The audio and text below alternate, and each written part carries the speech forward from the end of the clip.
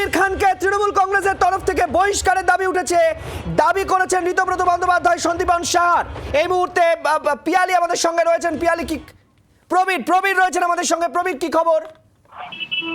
দেখো, কালীঘাটে আজকে সমস্ত বিধায়কদের বৈঠক ডেকেছিলেন তৃণমূল নেত্রী মমতা বন্দ্যোপাধ্যায়, এবং তার আগেই যে ঘটনা ঘটে গেছে যে জাহাঙ্গীর খান তিনি নির্বাচন থেকে সরে দাঁড়িয়েছেন, এই খবর এসেছে। তৃণমূল কংগ্রেস তারা বলেছে অফিসিয়ালি যেটা তার ব্যক্তিগত সিদ্ধান্ত, কিন্তু এই জাহাঙ্গীর ইস্যুতে সরগরম কিন্তু এই কালীঘাটের বৈঠক। আজকে বিধায়কদের যে বৈঠক ছিল, এখানে মমতা বন্দ্যোপাধ্যায়, অভিষেক বন্দ্যোপাধ্যায়রা ছিলেন।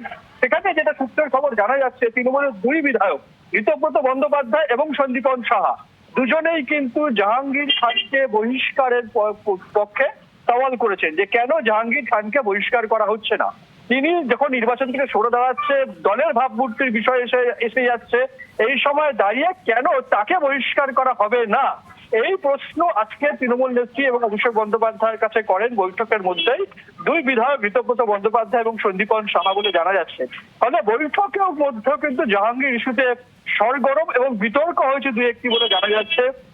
যেখানে অভিষেক বন্দ্যোপাধ্যায় তিনি বলেছেন যে জাহাঙ্গীর খান নিয়ে তিনি ইতিমধ্যেই টুইট করেছেন, বিধায়করা যেন সেটা দেখে নেন। এই বক্তব্য অভিষেক বন্দ্যোপাধ্যায় রেখেছেন বলে জানা যাচ্ছে। ফলে জাহাঙ্গীর ইস্যুতে আজকে আরেকবার জানতে চাইবো, অভিষেক বন্দ্যোপাধ্যায় জাহাঙ্গীর খান নিয়ে কি বলেছেন? প্রবীর, শোনা যাচ্ছে? হ্যাঁ, শুনতে পাচ্ছ? হ্যাঁ প্রবীর, জানতে চাইবো অভিষেক বন্দ্যোপাধ্যায় জাহাঙ্গীর খান নিয়ে কি বলেছেন, যদি আরেকবার জানাও। দেখো, জাহাঙ্গীর খানকে কেন বহিষ্কার করা হচ্ছে না, এই যখন প্রশ্ন তুলেছেন ঋতব্রত বন্দ্যোপাধ্যায় এবং সন্দীপন সাহা, তখন পাল্টা অভিষেক বন্দ্যোপাধ্যায় বলেছেন যে জাহাঙ্গীর খান নিয়ে তিনি ইতিমধ্যে সোশ্যাল মাধ্যমে তার মতামত জানিয়েছেন। প্রবীর, তুমি আমাদের সঙ্গে থাকো। প্রবীর, তুমি আমাদের সঙ্গে থাকো। আমি এই মুহূর্তে আমাদের সঙ্গে অতিথি রয়েছেন রাজনৈতিক বিশ্লেষক সুকান্ত ঘোষ। সুকান্ত বাবু, এ তো তৃণমূল কংগ্রেসের ভেতরে বিরাট অন্তর্দ্বন্দ্ব শুরু হয়ে গেছে। কে কাকে সাসপেন্ড করবে, কে কার লোক, কে থাকবে কে থাকবে না, এ তো একেবারে বলা যেতে পারে মুষল পর্ব শুরু হয়ে গেছে। এটা তো হবে। এই বিপর্যয় নামারই ছিল। যেখানে জাহাঙ্গীরের মতো, শাহজাহানের মতো লোকজন থাকবে, সেখানে তো তোমায় ভাবতেই হবে যে দুর্নীতি কোথায় গিয়েছিল। এবং তুমি দেখো, আজকে জাহাঙ্গীর নিজেই সরে গেল, এবং একটা যেই জাহাঙ্গীরের ওপর পুষ্পা এবং তার উপর ভরসা ছিল তৃণমূল কংগ্রেসের, সেই পুষ্পা আজকে ভেঙে ভেঙে খান খান হয়ে গেছে। এবং অভিষেক বন্দ্যোপাধ্যায়ের ঘনিষ্ঠ বলে পরিচিত, আর যারা দাবি করছেন তারাও তৃণমূল কংগ্রেসের একেবারে একনিষ্ঠ সৈনিক। তারা দাবি করছেন এতে তৃণমূলের ভাবমূর্তি নষ্ট হচ্ছে। ফলে আপনার কি মনে হচ্ছে এটা কোথাও মমতা বন্দ্যোপাধ্যায়, অভিষেক বন্দ্যোপাধ্যায়ের মধ্যে ফাটল তৈরি হচ্ছে? দেখুন, এটা তো বিভিন্ন মত তো রয়েছে, এবং তাদের মুখপাত্ররা তৃণমূলের গত কয়েকদিন ধরে বেসুরো গাইছেন। এই বেসুরো গাইছেন বলেই কিন্তু এটা কিন্তু প্রথমেই অনেকেরই মত ছিল অভিষেক বন্দ্যোপাধ্যায় তৃণমূলকে কন্ট্রোল করছে এবং তার আইপ্যাক, এবং সেই বিরোধিতার সুর কিন্তু তৃণমূলে রয়েছে। দুটো পক্ষ তো এখনো রয়েছে, কিন্তু সমস্যাটা হচ্ছে যে কে এই বলবে যে রাজা তোমার কাপড় নেই, সেটাই হয়তো আস্তে আস্তে এই পুরো সংস্থা তারা নোটিশ পাঠাচ্ছে। এবং আরেকটা হচ্ছে আজকে পুষ্পার এই অবস্থা, নির্বাচন কমিশনের এই যে কড়াকড়ি, এর মধ্যে থেকে এবং এই দুর্নীতিবাজ যারা আজকে দাঁড়িয়েছে তারা নিজেরাই বুঝতে পারছে আমি দাঁড়ালে ফলতার মানুষ তো ভোট দেবেই না, আমি হয়তো থাকতেও পারবো না। কারণ এক সময় তো সে ধমকি দিয়েছে ভোটারদের, এবং সেটা কিন্তু অভিষেক বন্দ্যোপাধ্যায় জানতেন না। বেশ, আপনি আমাদের সঙ্গে থাকুন। আমি এই মুহূর্তে আমাদের প্রতিনিধি প্রবীর সরাসরি রয়েছেন আমাদের সঙ্গে। প্রবীর, যেটা খুব গুরুত্বপূর্ণ, তাহলে পুষ্পা ইস্যুতে তৃণমূলের অন্দরেই দুটো মত। এই দুটো মত কি একটা অভিষেক বন্দ্যোপাধ্যায়, একটা মমতা বন্দ্যোপাধ্যায়? একদমই। দেখো এই মুহূর্তে দাঁড়িয়ে যেটা মিটিংয়ের ভিতরে যেটা হয়েছে বলে আমরা জানতে পারছি যে ঋতব্রত বন্দ্যোপাধ্যায়, সন্দীপন সাহা দুজনেই কিন্তু জাহাঙ্গীর খানকে বহিষ্কারের পক্ষে সওয়াল করেছেন যে কেন জাহাঙ্গীরকে বহিষ্কার করা হচ্ছে না যখন দলের ভাবমূর্তি নষ্ট হচ্ছে।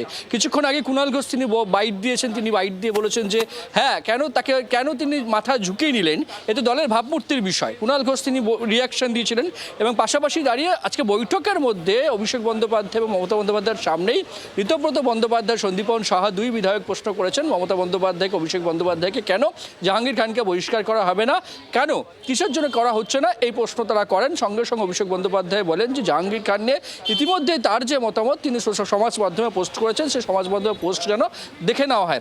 সুতরাং এই আজকের বিধায়কদের বৈঠকে আজকে অনেকগুলো ইস্যুতে আলোচনা হয়েছে, কিন্তু জাহাঙ্গীর খান প্রশ্ন কিন্তু প্রবীর, আমি একটুখানি একটা প্রশ্ন তোমার কাছে করব।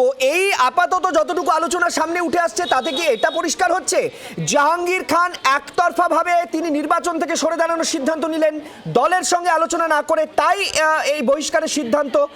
এখন প্রসঙ্গ হচ্ছে, তাহলে কি জাহাঙ্গীর দলের ভেতর থেকে কোনো রকম সুযোগ সুবিধা বা সহযোগিতা পাবেন না, এটা ধরে নিয়ে সরলেন?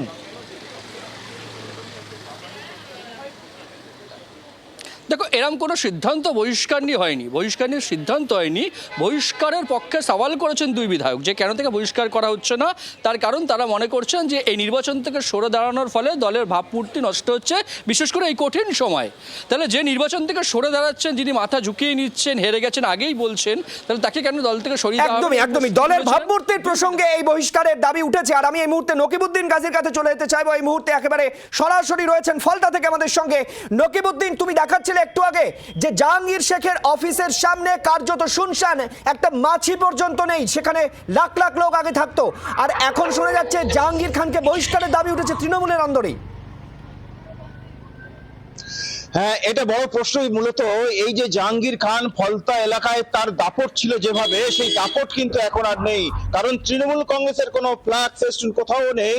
আমরা দেখতে পাচ্ছি শুধু গেরুয়া ফ্ল্যাগ ফেস্টুন তুমি দেখতে পাচ্ছ।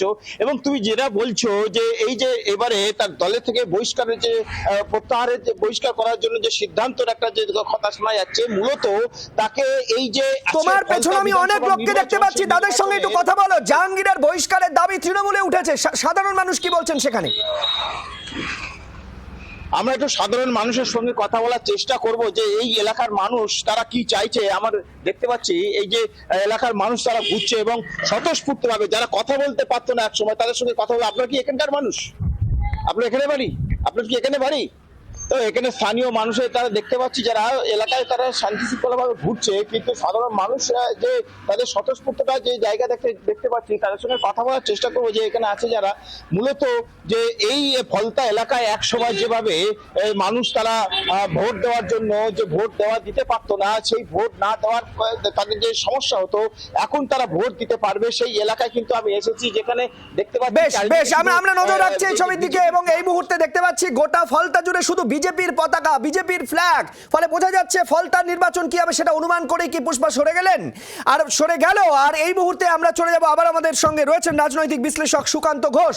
সুকান্ত বাবু, কি আঁচ করতে পারছেন, কি বুঝতে পারছেন?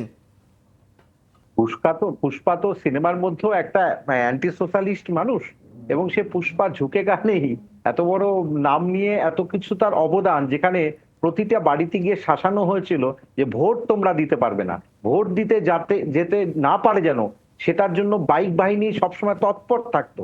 সেই পুষ্পা আজকে তার কি অবস্থা।